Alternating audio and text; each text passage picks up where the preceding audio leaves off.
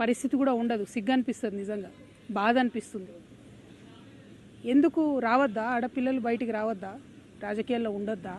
చెయ్యొద్దా రాజకీయం? ఏం మాటలు ఇవి? అంశం మీద మాట్లాడాలనుకుంటే, ఇష్యూ మీద మాట్లాడాలనుకుంటే ఇష్యూ బేస్డ్ మీద మాట్లాడండి.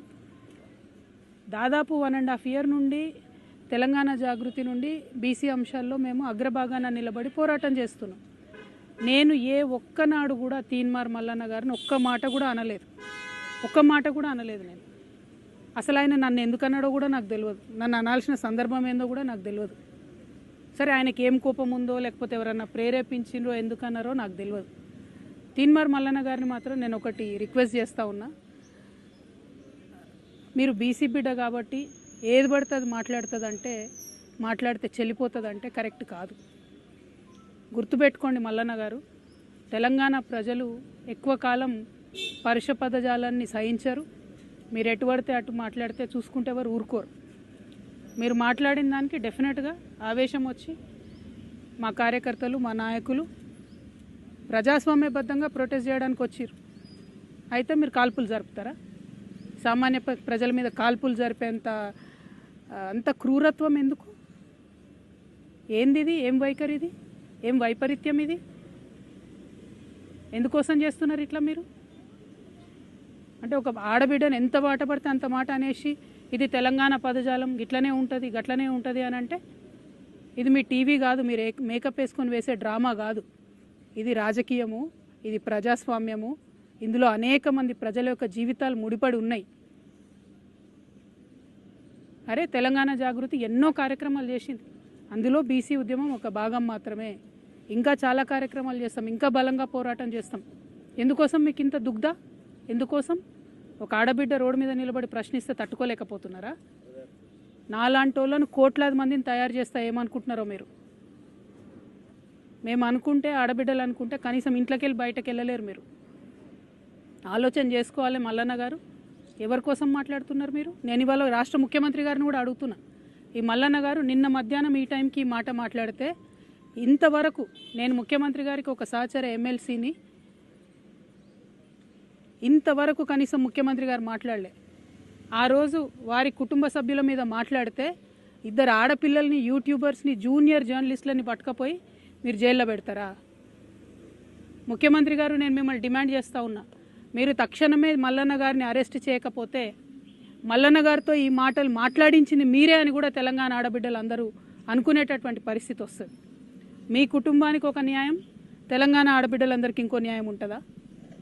ఎంత ఆవేదనగా మాట్లాడినారు ఆ రోజు అసెంబ్లీలో ముఖ్యమంత్రి గారు. మా ఆడబిడ్డలు అంటారా, మా కుటుంబాన్ని అంటారా అని. ఇవాళ నేను తెలంగాణ ఆడబిడ్డను కాదా? తెలంగాణ ఉద్యమంలో పనిచేయలేదా? తెలంగాణ బీసీల కోసం పనిచేస్తలేనా? తెలంగాణ అసెంబ్లీలో అంబేద్కర్ బొమ్మ పెట్టాలని దీక్ష చేయలేదా? ఎన్ని పనులు చేసినాం, ఎన్ని విషయాల్లో కొట్లాడినాం, ఎన్ని అంశాల్లో మాట్లాడినాం. ఇంకా మాట్లాడతాం. మాకు అవకాశం ఇస్తే ఆడబిడ్డలకి ఇంకా మాట్లాడతాం. ముఖ్యమంత్రి గారు నేను డిమాండ్ చేస్తూ ఉన్నా, ఎట్టి పరిస్థితుల్లో వెంటనే తీన్మార్ మల్లన్న గారిని అరెస్ట్ చేయాలి. మేము రేపు ఉమెన్స్ కమిషన్ కూడా వెళ్తాం, నేషనల్ ఉమెన్స్ కమిషన్ కూడా వెళ్తాం. ఇవాళ చైర్మన్ గారికి ఇచ్చిన రిప్రజెంటేషన్లో కూడా నేను అదే చెప్పిన. హౌస్ సెషన్లో లేదు కాబట్టి ప్రివిలేజ్ మోషన్ నేను మూవ్ చేయలేను, కాబట్టి ఎథిక్స్ కమిటీకి మీరు రిఫర్ చేయండి. అట్లానే చైర్మన్ గారికి డిస్క్రిషనరీ పవర్స్ ఉంటాయి, అంటే చాలా అసాధారణమైనటువంటి పవర్స్ ఉంటాయి. ఆ అసాధారణమైనటువంటి పవర్స్ యూజ్ చేసి తీన్మార్ మల్లన్న గారిని వెంటనే ఎమ్మెల్సీ నుండి సస్పెండ్ చేయమని కూడా నేను డిమాండ్ చేస్తూ ఉన్నాను. ఎందుకంటే ఒక బాధ్యతాయుతమైనటువంటి పదవిలో ఉన్న వ్యక్తులు నోరు చూసుకొని మాట్లాడాలి. మనని లక్షలాది మంది ప్రజలు గమనిస్తుంటారు. నాకు మాట్లాడరాక కాదు, నాకు భాష తెలియక కాదు, కానీ కంట్రోల్లో ఉండాలి, లిమిట్లో ఉండాలి, ప్రజాస్వామ్యబద్ధంగా ప్రశ్నించాలి. అది వదిలిపెట్టి మీరు ఏది పడితే అది మాట్లాడతామంటే మాత్రం మేము ఇక్కడ ఊరుకోము. ఏదో ఆడబిడ్డ కదా, ఓ సంస్థ నడుపుతుంది కదా, ఆమెను ఏదన్నా ఎవరుంటారు వెనక అనుకున్నారేమో. నా వెనక లక్షలాది మంది తెలంగాణ ఆడబిడ్డలు ఉన్నారు, నా వెనక లక్షలాది మంది తెలంగాణ అన్నదమ్ములు ఉన్నారు. నేను మామూలు ఆడబిడ్డను కాదు చెప్తున్నా. అగ్గి రవ్వనై రగులుతా ఎక్కువ తక్కువ వేస్తే. తీన్మార్ మల్లన్న గారు జాగ్రత్త, నేను చెప్తున్నా, జాగ్రత్తగా ఉండండి. Thank you. జై తెలంగాణ.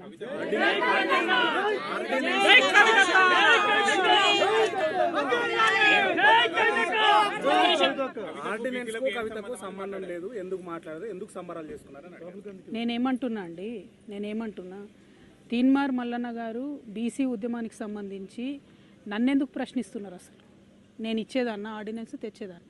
నేను మీలాగానే ఉద్యమం చేస్తున్నా, ఆయన ఉద్యమం చేస్తున్నారు. అసలు నేను ఆయన ఎప్పుడన్నా ఏమన్నా అన్నానా? ఆయన అంతటా ఆయన వచ్చి నా మీద ఎందుకు మాట్లాడుతున్నారు అంటే నాకు వ్యతిరేకులు ఎవరు ఆయనను ప్రేరేపిస్తున్నారా? అది ముఖ్యమంత్రి గారు ప్రేరేపిస్తున్నారా? ఎవరు ప్రేరేపిస్తున్నారు మరి? ఎందుకంటే ఈయన ఈయన మాట్లాడి 24 గంటలు అయిపోతే ప్రభుత్వం కనీసం చర్య తీసుకోలే. మీ మీద ఒక ట్వీట్ పెడితే రాత్రికి రాత్రి చిన్నపిల్లల్ని ఎత్తుకపోయి జైల్లో పెడుతున్నారే. మీ మీద ఒక ఫేస్బుక్లో కమెంట్ పెడితే ముఖ్యమంత్రి గారు అరెస్ట్ ప్రత్యేక బృందాలను పెట్టి వెతికి మరీ అరెస్ట్ చేస్తున్నారే.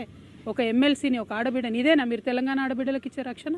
అందుకే క్రైమ్ పెరిగిపోతున్నది. ముఖ్యమంత్రి గారు ఇంత అలుసుగా ఉంటున్నారు మహిళలను ఏమన్నా కూడా. కాబట్టి ఇక సాధారణ మహిళల పరిస్థితి ఏందండి? ఓ పదవిలో ఉన్న ఎమ్మెల్సీకే ఇటువంటి గతి ఉంటే ఈ రాష్ట్రంలో సాధారణ మహిళల పరిస్థితి ఏంటి చెప్పండి? ముఖ్యమంత్రి గారు చర్యలు తీసుకోవాలి. ఆయన తీన్మర్మల్లకి ఏం సంబంధం అండి? ఆయనను ఏమన్నా నేను అసలు ఎప్పుడు ఏమనలేదు. నేను ఇన్ని 1.5 year నుండి బీసీల కోసం కూడా ఒక్క సెకండ్ కూడా నేను ఆయన గురించి మాట్లాడలేదు. ఆయన ఎందుకు నా గురించి మాట్లాడాలి? First point. సెకండ్ పాయింట్, ముఖ్యమంత్రి గారు మాత్రం చూసి చూడనట్టుగా ఈ వ్యవహారంలో ఊరుకుంటే తెలంగాణ ఆడబిడ్డలందరం కూడా ఇది మాకు అవమానంగానే భావిస్తాం. కానీ నేను ఇంకా బలంగా సమస్యల మీద కొట్లాడుతూనే ఉంటా. వెనక్కి తగ్గే క్వశ్చనే లేదు. మిమ్మల్ని మాత్రం నేను ఇవాళ కోరేది ఒకటే, ఆడబిడ్డల్ని గౌరవించడం నేర్చుకోండి. ఇలా బోనాలు, మాంకాలమ్మ బోనాలు, పొద్దున్న లేచి నేను బోనాలకు పోయేదుండే, అది బంద్ పెట్టుకొని ఇదే దుకాణం నడుస్తుంది పొద్దున్న నుంచి. ఎందుకు ఇవన్నీ?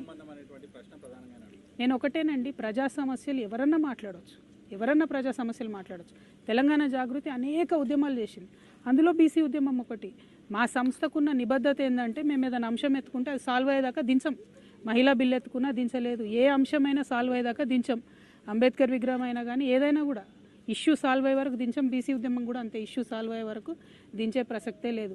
అటువంటి కమిట్మెంట్, అటువంటి నిబద్ధత ఉన్న సంస్థ కాబట్టి మా మీద రాళ్ళు పడతాయి, కరెక్టే. కాకపోతే ఈయన వ్యక్తిగతంగా ఎందుకు అనాలి నన్ను అని దానికి తెలంగాణ పడికట్టాను కవరింగ్ ఇచ్చుకుంటే, చూస్తూ ఊరుకుంటే, చూస్తూ వదిలేస్తే ఈ జాడ్యం పెరిగిపోతుంది, తెలంగాణ అంతా వ్యాపిస్తుంది. కాబట్టి దయచేసి ప్రజాస్వామ్యవాదులందరూ కూడా ఆడబిడ్డల పక్షాన్ని నిలబడాలని కోరుతున్నాను.